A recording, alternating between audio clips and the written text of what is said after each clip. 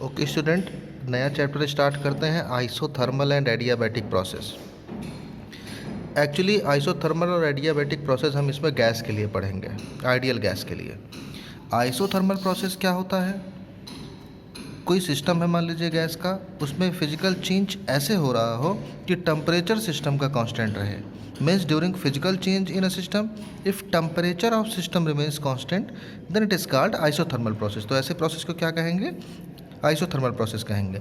अब अगर temperature constant है आइडियल गैस में तो बॉयल्स लॉ फॉलो करेगा, और बॉयल्स लॉ के अकॉर्डिंग क्या होता है? P V is equal to constant. तो इस कंडीशन में क्या होगी? जब टेम्परेचर आपका कांस्टेंट है तो इंटरनल एनर्जी सिस्टम की चेंज नहीं होगी, सिस्टम की इंटरनल एनर्जी चेंज नहीं होगी। कर्व देख लेते हैं। P V is equal to constant है आइसोथर्मल प्रोसेस के लिए। अगर हम डिफरेंशिएट कर दें टी के रिस्पेक्ट में दोनों तरफ, तो ये वेरिएबल है दोनों, फर्स्ट और सेकंड फंक्शन लग जाएगा डिफरेंशिएशन में। फर्स्ट फंक्शन पहले लिख लेंगे यानी p लिख लेंगे, और v का डिफरेंशिएशन dv आ गया, चेंज आ गया v में, प्लस v लिख लेंगे यानी सेकंड फंक्शन, और फिर p का डिफरेंशिएशन यानी फर्स्ट फंक्शन। तो इसमें चेंज आ जाएगा p में, यानी p into D V plus v into D P is equal to constant का डिफरेंशिएशन 0 हो जाएगा। अब हम यहाँ से एक्सट्रैक्ट करके D P upon D V की वैल्यू निकाल लेते हैं, जो कि आता है माइनस पी अपॉन वी। तो ये आइसोथर्मल प्रोसेस में हमने D P upon D V निकाल लिया, ये माइनस में आया, यानी पी और वी में कर्व आ गया हमारा। ठीक है, किस में कर्व आ गया? ये पी में और वी में कर्व आ गया। ये हमने पी दिखाया है इधर, और ये आपका वी कर्व है। तो T1 टेम्परेचर पे एक कर्व बनेगा, T2 पे दूसरा बनेगा। स्लोप ये आपका जो आया है यहाँ नेगेटिव आया है।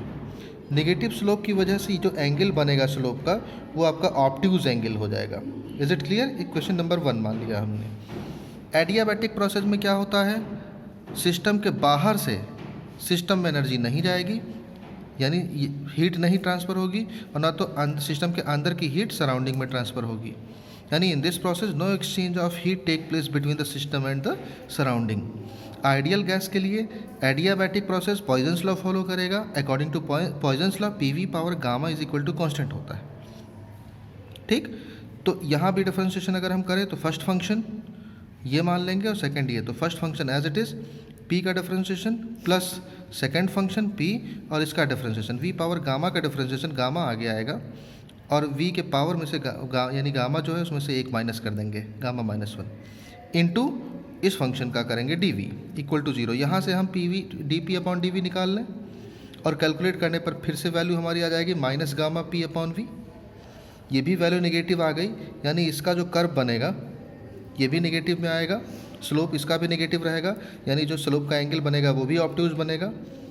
अब हम यहाँ से अगर एक्सट्रैक्ट करें इन दोनों इक्वेशन को, इक्वेशन नंबर 1 और इक्वेशन नंबर 2, ये आया है माइनस पी अपॉन वी, ये आया है minus gamma into P upon we.